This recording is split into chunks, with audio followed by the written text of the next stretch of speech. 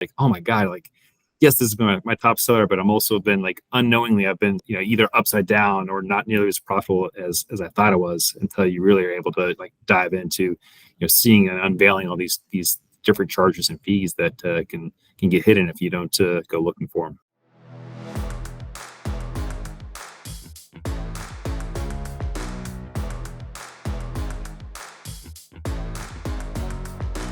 Welcome back to another episode of LeaderShipping. I'm your host, Caleb Nelson. This is powered by Sifted and Sifted's Logistics Intelligence, and thanks always for tuning in. I'm super excited to welcome our next guest, which is Matt Snyder. We're going to be talking about all things Amazon on today's podcast and what sellers can do from a logistics perspective to prepare for something big that's coming up, and that's Prime Day. If you're looking for an expert on the ins and outs of selling on Amazon, Matt is phenomenal at helping you navigate the back-end hallways of Amazon. He serves as the vice president of online retail for Vari. You might know them from their standing desks among some other products that they've got, and keeps Matt pretty busy. Matt's been instrumental in expanding Vari's global Amazon market approach. He shared his expertise in numerous speaking engagements and conferences, including something I just returned back from, and that was the Prosper show. It was a killer show for 2023. And you serve on the board of directors for that, Matt. Welcome to the show. How are you? Thanks, Caleb. No, really glad to be here. Appreciate the opportunity to speak, and always excited to talk about Amazon. Even what some people may say is not the exciting part of Amazon, the logistics. To me, I actually find it very exciting as well too. So we can always find exciting ways to make logistics sound fun. If there's a running theme with this podcast, it's been that we are talking to people who are passionate about what they do. And when you're passionate about something, you can't help but to let it shine and show that you're having fun with it. Exactly. So, and you and I have chatted in the past, and I have no doubt that that's going to be this conversation this time. Matt, tell us a little bit about your background. I gave a little bit of intro there, but how did your background put you in a specific and I would say perfect spot to revolutionize the way Vari does business on Amazon? Yeah, no. So I kind of got started, go back several years. First got into the e-commerce world back in 2008. I had been working at the Dallas Mavericks prior to that, and Mark Cuban kept talking about this new and exciting website called Woot.com. So Woot was founded here in Carrollton, Texas, which is where I'm located at as well too.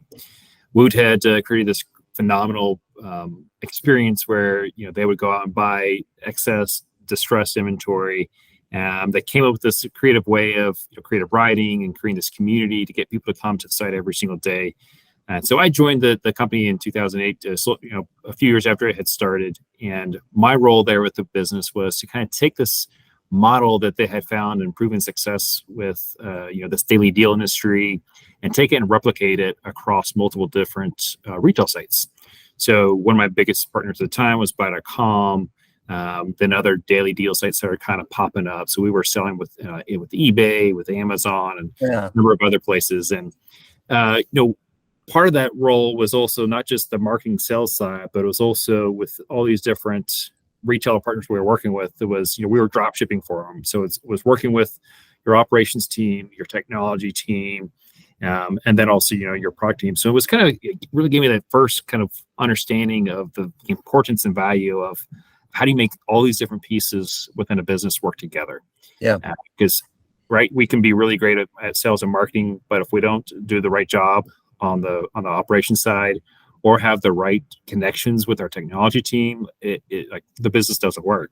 And so it really was a great time. So that led me into in 2010, Amazon acquired acquired Woot.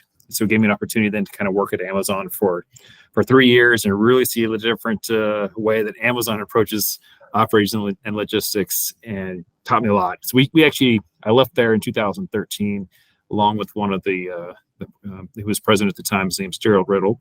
Gerald and I started a business together, helping kind of, again, a logistics problem for customers that where all these brands and distributors, were now being asked to drop ship. So, it used to be that companies like Amazon and everybody else would own the inventory. Well, this as marketplaces started evolving and as these different retail sites were evolving, now everybody wants you to drop ship. Well, that created these whole different problems from both technology and again going back to the operations side. So we created this service that helped kind of solve that problem for them, and that led me to meeting the team here at the time Veridesk, and they had just started kind of thinking about selling on Amazon.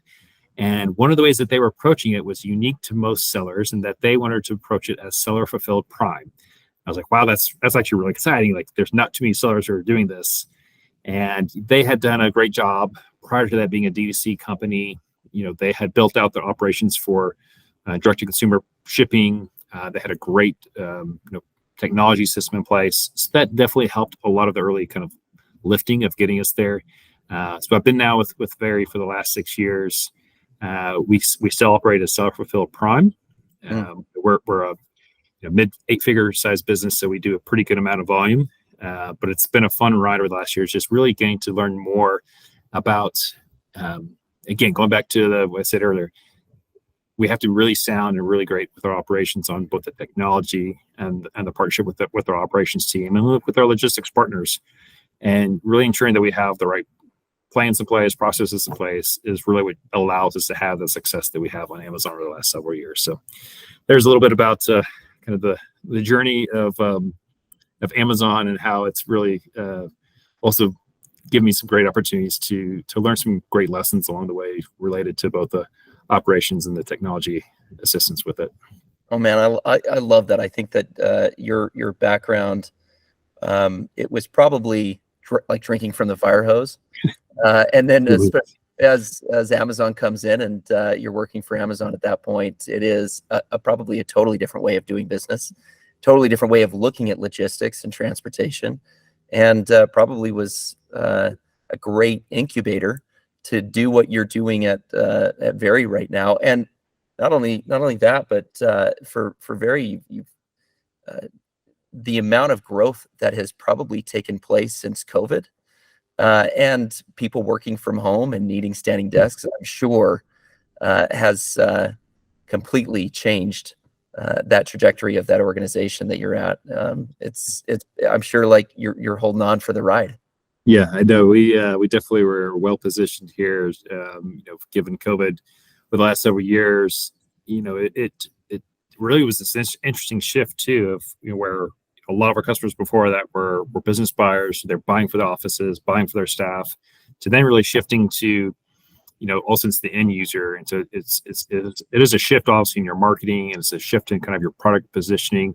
There's also a shift in your logistics as you think about going from also a lot of either also we saw kind of a drop in our LTL shipment, but also a big increase in our residential shipping. And if you're not familiar, like there's different charges and costs that are associated based on shipping to a office address versus the commercial or to a residential address, different fuel surcharges and these different charges. So those are all different factors you have to take into consideration here.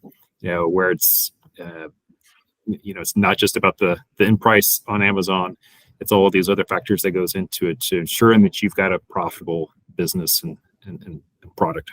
Man, there's so many conversations I've had with very smart and capable Amazon sellers and e-commerce businesses that just sell on their own website that are shocked to see in their own invoicing and data that they are losing money on particular SKUs because of those fees, because of either they've got some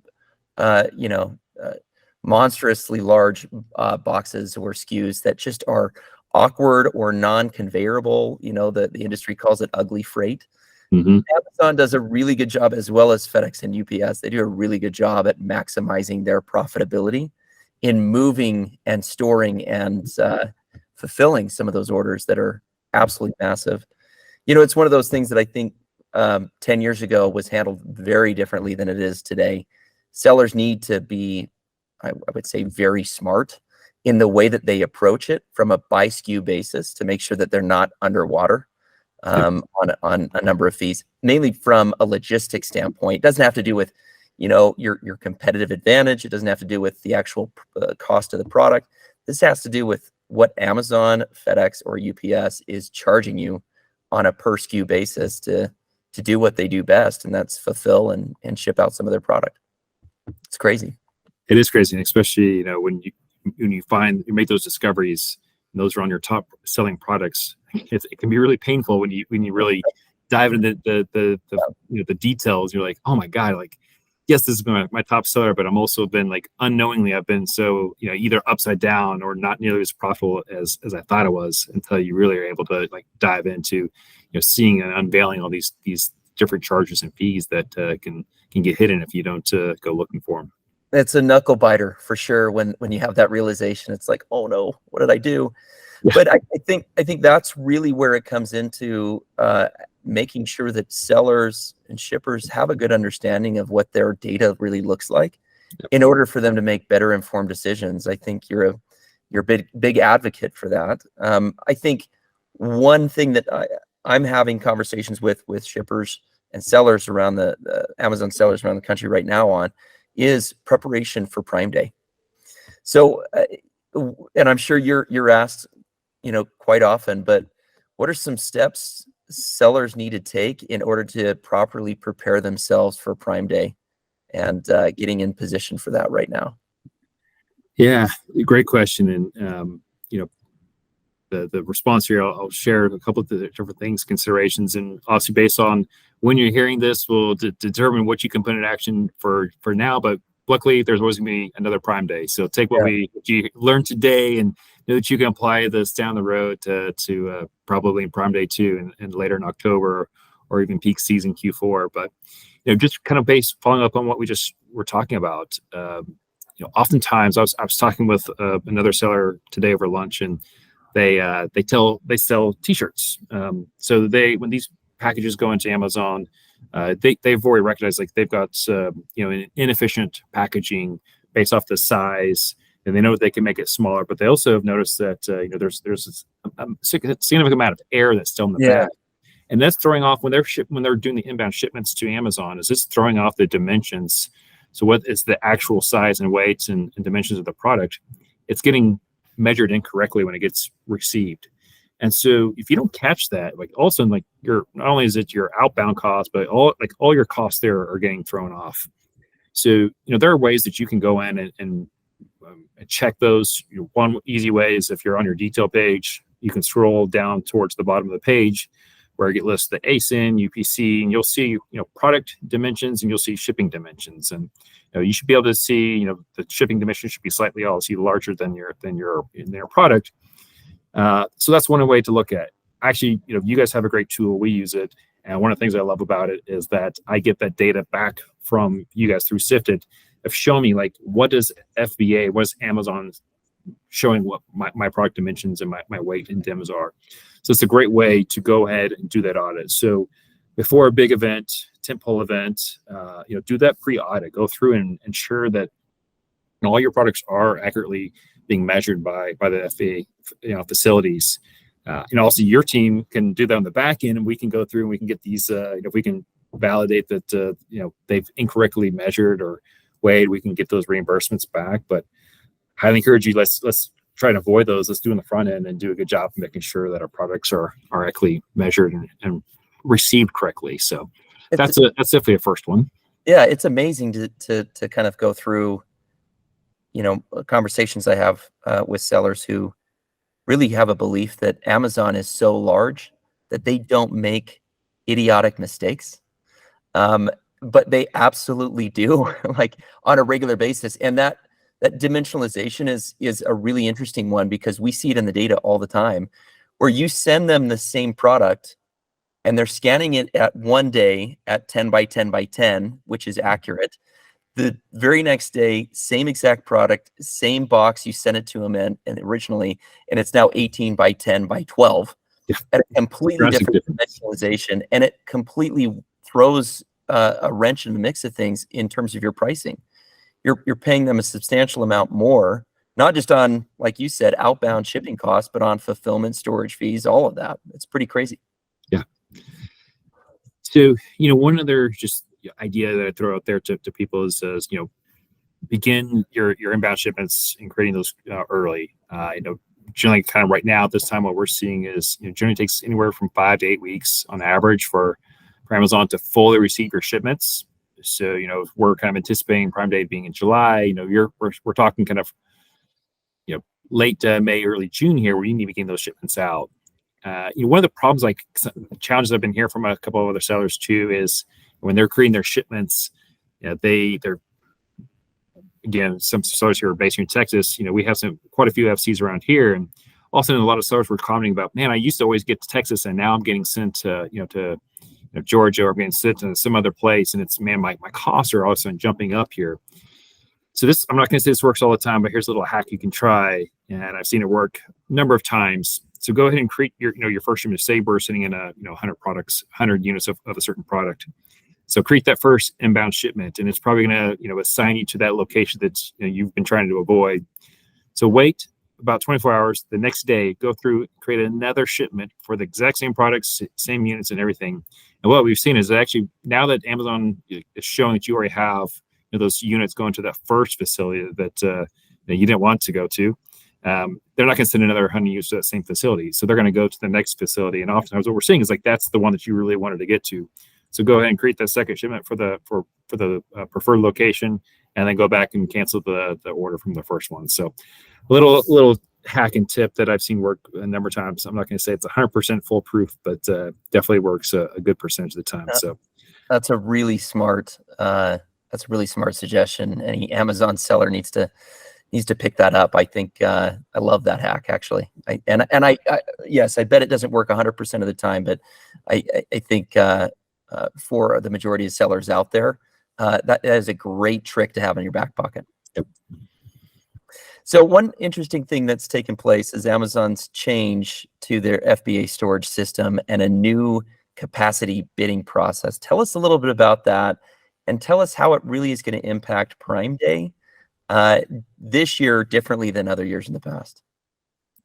Yeah. So kind of a quick overview here. What Amazon has shifted here around is that where your ability to gain additional space was heavily driven by your past sales performance. And so obviously, the more high volume you were able to turn over, then Amazon would favor those sellers and those products, and would give you greater space. Where I really saw a lot of pain points for sellers, again, being that we are a self-fulfilled Prime, I'd get contacted by a couple of different brands, usually around this time as well too, who they're very seasonal. And so when they would come in to kind of right now being peak season, and their sales for the past 3 months or 2 quarters have been really low, and so as they're coming into pre-Prime Day as well as also then peak season, man, they're really at a disadvantage because they're not able to get that full inventory into Amazon. And so I've heard conflicting, like, man, this really sucks that Amazon's making us go through this bid process. But for some sellers like seasonal sellers, I really think it's a great opportunity, because it allows you then to get to bid on that space. Yes, you're going to be paying for that space, but the way that Amazon set this up though is that as long as you actually have the volume that goes through and you're selling through that product at the rate that you forecast it to be, then you can get those funds back.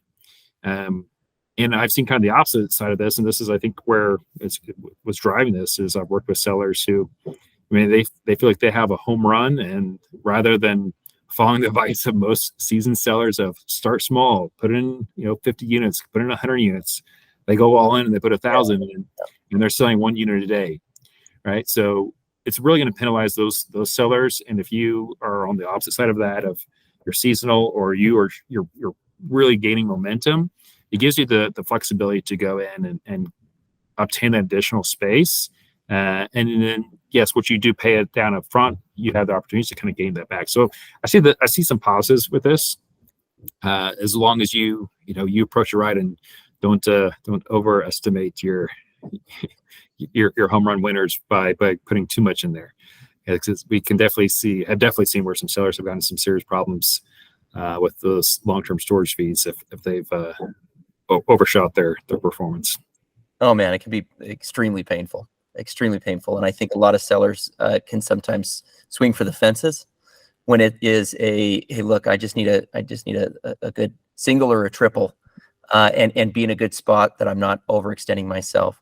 If sellers do find themselves in a limited, capacity limit, in limited storage, what are some alternatives they can explore to ensure that they are really prepped and ready for Prime Day? So obviously your storage capacity is tied to your IPI score, and so there's a couple different things to kind of look at. So what's going to be causing your IPI score to be lower? Do you have aged inventory? Is there products that are moving slowly? So these are things that there's different levers that you can pull to try and improve these, whether that's running promotions or increasing your advertising towards it. It's going to look a little different, but the things we want to look at is the oldest product. We need to be clearing those out, and then the opportunities we have for our top products. Can we accelerate even sales on those? So doing that through promotions or doing that through increased advertising, clearing out the aged inventory, increasing the run rate of our winners. Both of those are going to help lift up that IPI score, and the more we can lift up the IPI score, then the more inventory opportunities we're going to have with us. So also, running lightning deals is one way we found. Also, actually running like coupons. We really like Prime exclusive discounts. Those seem to work the best for us. Sometimes we'll kind of double stack those with using both the Prime exclusive discounts as well as a coupon. Really seems to kind of juice the sales for us. So those are a couple of ways to kind of think about, identify what's really causing your IPI score to be pulled down, and then pulling the right levers to help move that inventory out. That's smart. I think you're sharing some extremely valuable golden nuggets for a lot of Amazon sellers who are listening right now. And we've talked a lot about FBA. I think has been a big portion of this. What about FBM? What with the recent changes on seller fulfilled Prime, how can FBM sellers really compete on Prime Day and take advantage of it? Great question. So I'll kind of address this a couple different ways. So if you are a seller fulfilled Prime, I realize there's not a lot of us out there, but for those of us who do have the access, one of the great additions this year is Amazon has made Prime exclusives, the promotions available to SFP sellers. So if you are one of these SFP sellers and you've never used the Prime exclusive discounts, it's a great tool. So I would highly recommend those as a lever to pull here for Prime Day. Oftentimes, so that's where I was kind of helping those seasonal sellers in the past was they realized that we got to get FBM set up. We've got to have at least some way to supplement our FBA business. So we've actually found in a number of different ways or opportunities with some brands I've worked with as well too, is they've also found ways to actually improve the profitability by leveraging both FBA and FBM. So one of the ways that we've done this is we use their hero products to lead the way with our FBA listings, and then a lot of the supplemental products that they have. So kind of a couple of examples we have is on the very side, we will lead in with our core products, so our Sandex converters or our electric sanding desk as our prime products.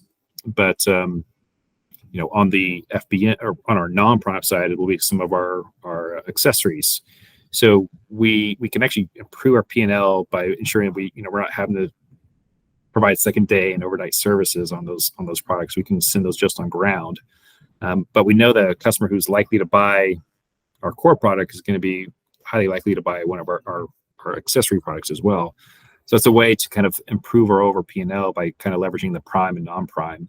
So you kind of take that same model and apply this to if you're an FBA seller, of leveraging FBM to, again, go back to the capacity limits. If you are having this capacity limits, here's another way of using FBM as that kind of hybrid approach of we want to have FBA as our primary, but then if we run out of inventory, or if I want to put, let's go back to the 80-20 rule. Let's use that, apply that here. Yep. Let's put our top 80% of what drives sales, 80% of that to FBA.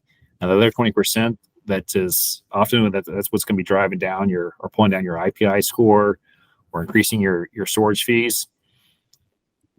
Generally speaking, what we can see is that you can actually reduce your overall cost by finding that right FBM partner, a 3PL, or there's a couple other services out there that I'd be glad to recommend some people to that can carry that other 20%, can carry the excess inventory for your big tentpole events. So we've definitely come across several different opportunities or ways that I've worked with other brands to either subsidize their or increase their ability to grow sales on big tentpole events when they're limited by FBA capacity, if they're seasonal and they don't have the capacity, or if they have products that are not the core products and they want to try and look for ways to improve their profitability. Kind of having that hybrid of FBA and FBM has been really successful. Yeah, I think that's extremely important. One thing that I've been noticing or watched since January of this year was Buy with Prime. That's such an interesting play from Amazon, and I think it's extremely smart, super smart on their part.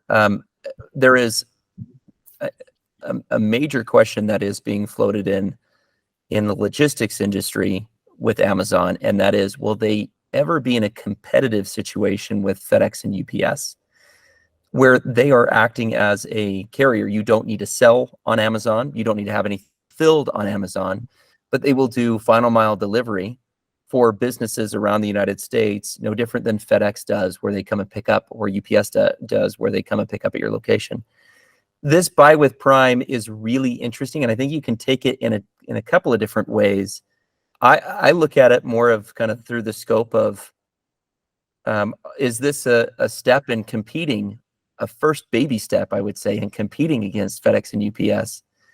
And I'd love to know what your take is on it. I think some of those shipments that would have gone out normally through an FBM process or on a customer's own website that they're just selling on from an e-commerce standpoint, those shipments would have gone FedEx or UPS. But now with Buy with Prime, it allows for any buyer to link and pay in that shopping cart on a website that is not necessarily an Amazon website, to be able to link and pay with your Amazon account and know that those shipments are going to be delivered in an Amazon Prime-like experience through Amazon's own network, is really taking volume away from FedEx and UPS in those extreme situations. What's your take on that? And I'd love to know, how sellers can, be able to maybe take advantage of this Buy with Prime. Great question. Yeah, so this has been an interesting development, and it's been hearing about this for several months, kind of leading up to it, and now kind of more out of the beta launch and the full launch here in January. I've talked with a number of different brands who've participated. I've talked with Buy with Prime or myself, even for we've kind of explored it here at Vari as well too. A couple different just kind of observations or insights. I think that there's still a lot of hesitation by some brands. There's always this whether it's warranted or not, of like, what data am I going to give Amazon, and if I give them this data, like, what are they going to do with it, and how are they going to compete with me? And also, we have seen where Amazon has competed with brands, whether it be Amazon Basics or different. We definitely have seen where Amazon has taken data to compete with sellers, and so I think there's some valid points there. But at the same time, I think Amazon's really positioning this as to what you're kind of speaking to, is one, trying to address the market share shifts that they were seeing with Shopify, but then also to position themselves with the carriers. What's, again, going back to some hacks here, I actually had heard some sellers who said that they were signing up with the Buy with Prime service on their D2C, like their Shopify page, just so that then they would actually get access to the additional warehouse space or FBA space. Because so when you put that inventory in, you're getting space now for your Shopify page as well as your Amazon business, but the inventory is merged, so you can actually have it shipped either channel. So they were actually using this not so much to get to actually use the services on their Shopify page, but to actually get it to expand their FBA business. So not quite the intention that Amazon had. But I think that Amazon has obviously built up a lot of trust with customers, and I think that there's a real opportunity here for some brands to leverage that trust as well as the infrastructure that Amazon's built up.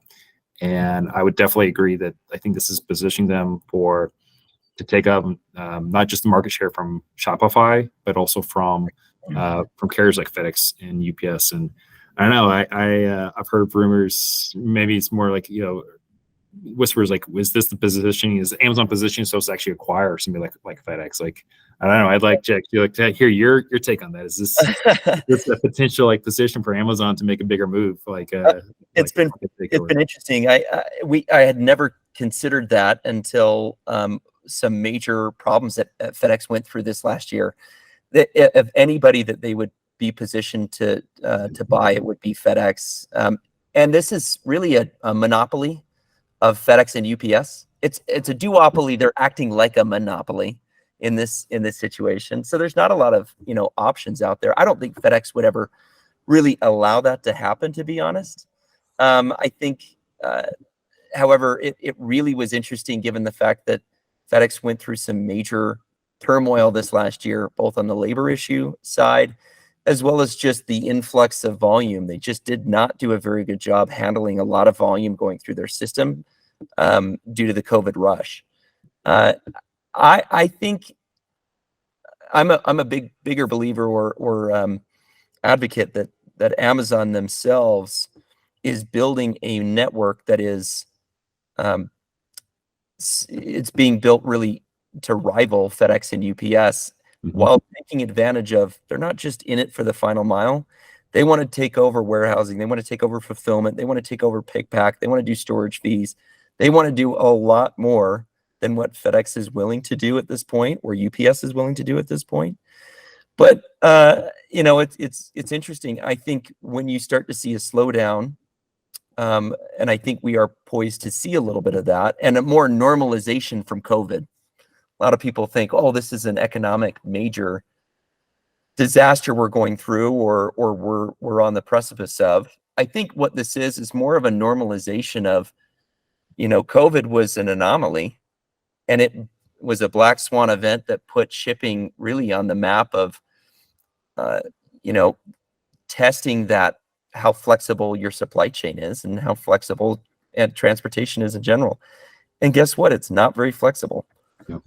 It's one of those things that I think, as things start to normalize, Amazon's going to have more capacity in their network. FedEx and UPS is going to have more capacity in the network. And the question really is, if Amazon has a lot of capacity, a lot of room in their network because things have slowed down a little bit, how aggressive are they going to be at filling that capacity? Are they going to be willing to go after FedEx or UPS just to put those shipments on their planes, in their trucks, in their warehousing, just to try to keep that capacity at full? It's going to be really interesting to see what they do. Well, even going back before Buy with Prime was announced and launched, they've been doing testing and modeling of this specific service for a while now. Even going back pre-COVID, we were in conversations with Amazon about a beta program that they were calling on-site Prime on-site. So as a self-fulfilled Prime, where we actually would have like a dedicated portion of our 3PL warehouse that they would come in and help us actually set up like it would be an FBA fulfillment center from the hardware and the processes. We didn't move forward with it, and ultimately the program was shut down. But we also talked with them about their own shipping services at the time, where again using instead of the FedEx truck coming up to our dock, it'd be the Amazon truck pulling up to our dock and from end to end. So they've definitely been testing this for a while. I think Buy with Prime is kind of the next evolution of that. But I think all signals kind of point towards Amazon wants to control the entire experience, because for us, when we get dinged for our self-fulfilled Prime metrics, it's generally not because our warehouse has made a mistake. It's generally has to do with that carrier. And there's been years where Amazon customers have not received packages in time for major events, for holidays, and it's a really bad customer experience. And that's the last thing Amazon wants. Amazon doesn't want to give any control to an outside service that's going to impact their ability to grow and scale. So I think all these things kind of give signals to Amazon's definitely looking to solve that solution. And I think they're going to be relying on UPS or FedEx to solve that for them. So I expect to kind of see additional development around this, and Amazon make some big moves related to the full service carrier. I think if one thing is sure, there's going to be a lot of change. One thing that has been really massive within transportation is that it's a industry of complete change, and every 5 to 6 years we see some major change or major either technology or major player enter the space. I am watching very closely with Amazon to see if that's going to be a major disruptor to that change, and I personally think it will. I'm excited to be able to see how that is. I think it ultimately is a great thing for shippers around the country. I think anything to break up the duopoly, to kind of help shippers provide another option of diversification, I think is extremely needed. Matt, this has been a really interesting and fun conversation. See, man, we made it fun. We did. I knew we could. I think what you shared is some of the most amazing hacks I've heard for Amazon sellers to take on, and some really golden nuggets. This has been a hack attack from you, man. It's been really fun. Well, I'll leave you with one more, just because it's one of my favorite tools on your platform. So again, for those who haven't checked out Sifted, you guys have this phenomenal tool, like data system, that gives you the insights from a seller to see exactly where are my customers, like where are all my packages going to, where am I shipping to, but also like where is it shipping from. We're going back, we're talking about the 3PL services earlier on. And one of the things that often some sellers can get wrong is they get their product in the wrong locations, or their 3PLs are not close enough to where their hotspots are. And what I love about your tool is like you can get all of Amazon's data from warehouse locations to the end final shipments, and you can get that as a seller to then help you build out the right operations and logistics for yourself. So if you guys are looking to build out your own 3PL system or your own FBM, Sifted has a great tool to help you navigate and reverse engineer what Amazon has already figured out.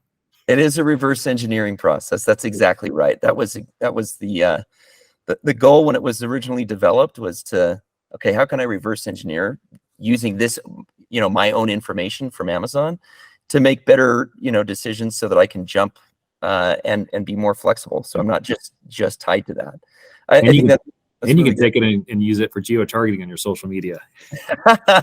Yeah, run some really targeted ad campaigns. I love it. I think it's spot on.